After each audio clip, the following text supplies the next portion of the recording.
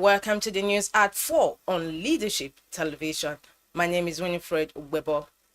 Troops kill 16 terrorists attempting to attack military base in Borno. Court acquits man of manslaughter 23 years after. Senator Ndume Wike disagree over IDP camp for beggars in FCT. Tinubu tells NNPCL board to lead economic turnaround. Team FCT Amasses 12 meters in Gateway Games. Davido, Cubana Chiefpriest visit Akpabio. Welcome to the news.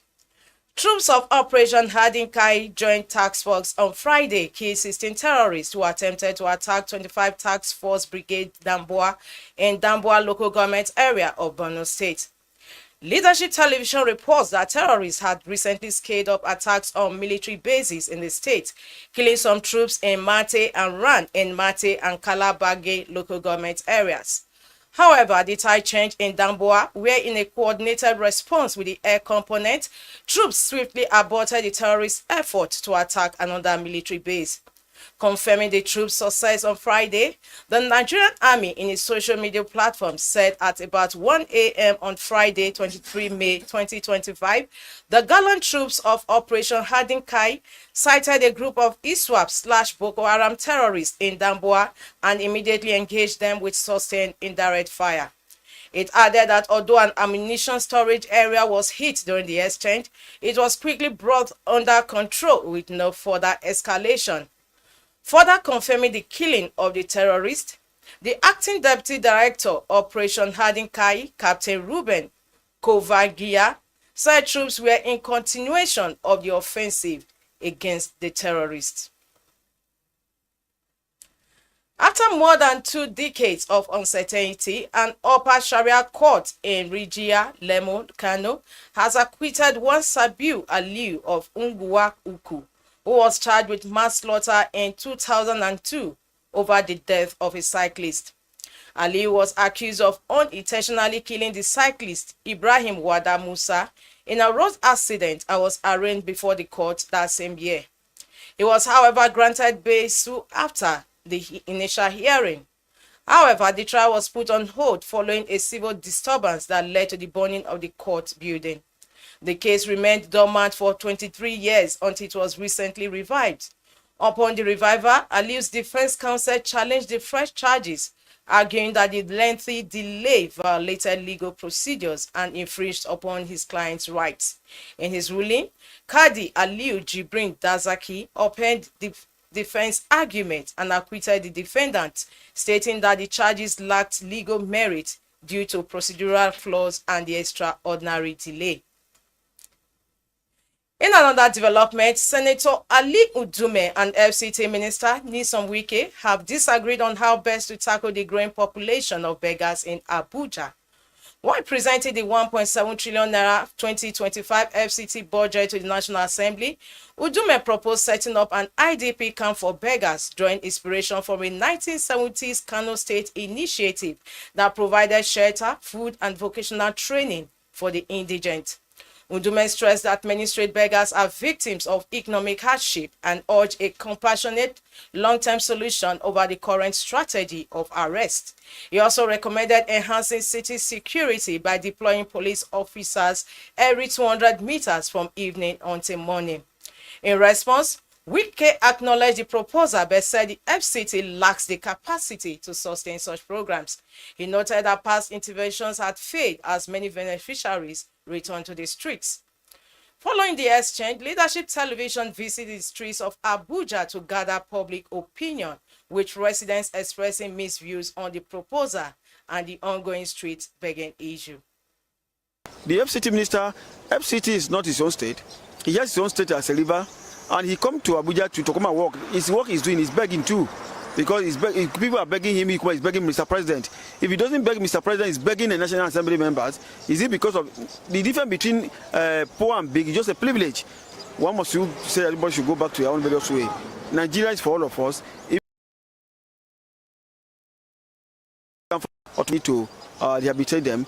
If government have an industry to pack people there, you allow people, everybody to be busy. Even I can see some disabled are sewing machine. Give them sewing machine, they will be busy. Others, they have a filing machine. Before you know, other one, you see, the street will be empty. Government should build a better industry and look at that side for them. I don't think we should encourage them, because if actually you build those rehabilitation centers, so many people will come out from different places to come to the FCT to come and beg. When you catch them, send them back to their various states, so that they know that you can't come to Abuja to come and beg.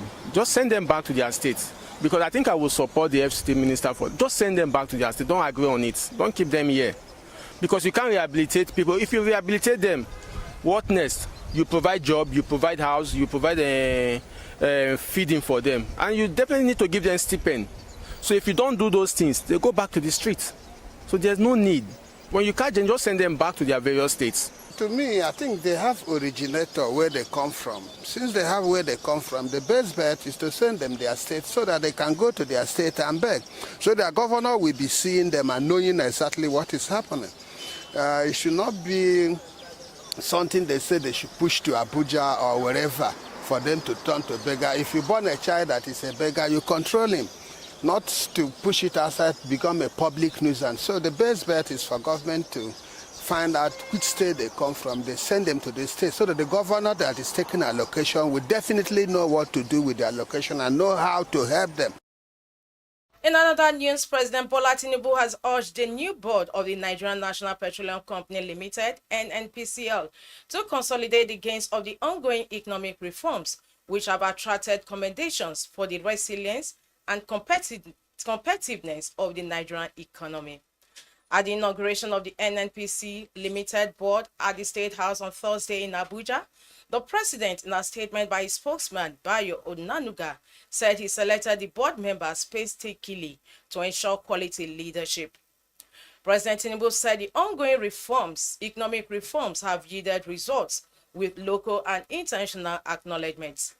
He told the board that the volatility in the world's economy will require looking inward for solutions, and Nigerians will depend on repositioning the NNPCL Limited. President Tinubu added, "Explore all options for a win-win situation for Nigeria.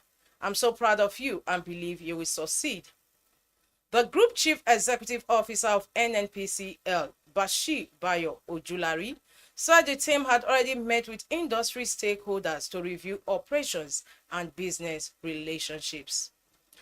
And now sports.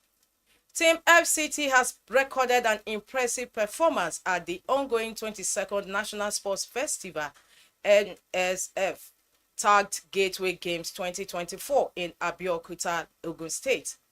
At the conclusion of Day 5 of the fiesta, the team proudly secured an impressive total of 12 medals. The tally for Team FCT includes 4 gold medals, with notable victories in Ayo 2, Golf 1, and Wushu Kung Fu 1, alongside 5 silver medals, 4 of which were earned in weightlifting and 1 in an undisclosed event.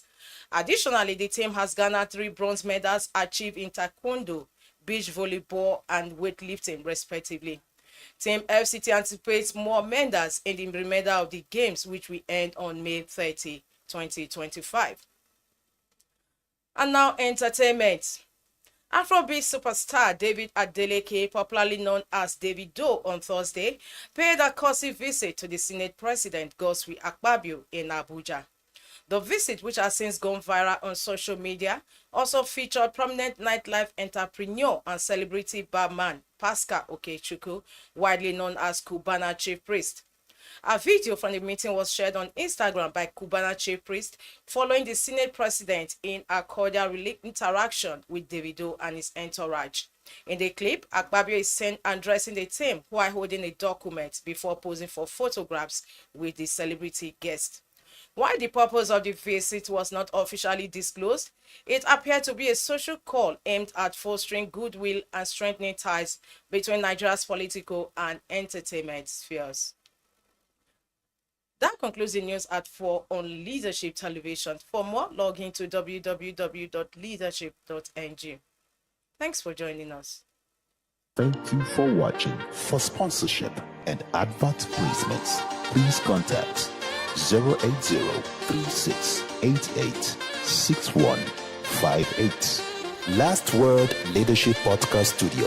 You have the last word.